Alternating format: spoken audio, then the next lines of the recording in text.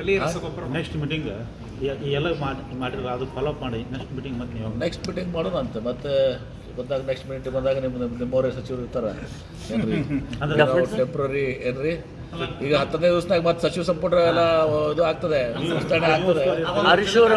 ಹೊರ ಜಿಲ್ಲೆ ಉಸ್ತುವಾರಿನ ನೋಡ್ಕೋಬೇಕಾಗತ್ತೆ. ಯಾಕಪ್ಪ ನಿಮ್ಮ ಜಿಲ್ಲೆಯವ್ರಿಗೆ ಸಿಗ್ತದೆ? ಯಾಕೆ ನಿಮ್ಮ ಜಿಲ್ಲೆಯವ್ರು ಇದ್ದಿದ್ದಿಲ್ವಾ ಇಲ್ಲಿ ತನ? ಬಾಜು ಕೂತಾರಲ್ಲ ಅವರೇ ಅಂತಲ್ಲ.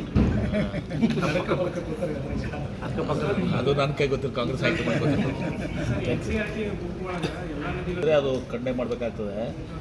ಕೃಷ್ಣಾ ಕಣಿವೆ ನಿಮ್ಗೆ ಗೊತ್ತಿದೆ, ರಾಜ್ಯದ 54ರಿಂದ 56% ಇದು ಮಾಡ್ತಿದ್ದಾರೆ. ಕೃಷ್ಣೆ ಮತ್ತು ಕಾವೇರಿ ಎರಡು ಕಣಿಗಳಿದ್ದಂಗೆ.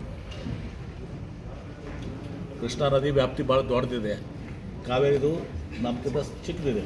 ಅದಾಗಿಯೂ ಕೂಡ ಅವಿಭಾಜ್ಯ ಕರ್ನಾಟಕ ಎರಡು ಕೃಷ್ಣಾ ಮತ್ತು ಕಾವೇರಿ ಎರಡು ಕಣಿಗಳು ನಮಗೆ. ಹಾಗೆ ನಾನು ಸ್ಟೇಟ್ಮೆಂಟ್ ಕೊಟ್ಟಿಲ್ಲ ಅಂತ ನಾನು ಭಾವಿಸ್ತೀನಿ. ಹಾಗೇನಾದ್ರು ಕೊಟ್ಟಿದ್ರೆ ಅದ್ರ ಬಗ್ಗೆ ಗಂಭೀರವಾಗಿ ನಾನು ಚೆಕ್ ಮಾಡ್ತೇನೆ. ಹಾಗೇನಾದ್ರೂ ಆಗಿದೆ ಅದು ಗಂಭೀರವಾಗಿ ತಗೋತೀನಿ.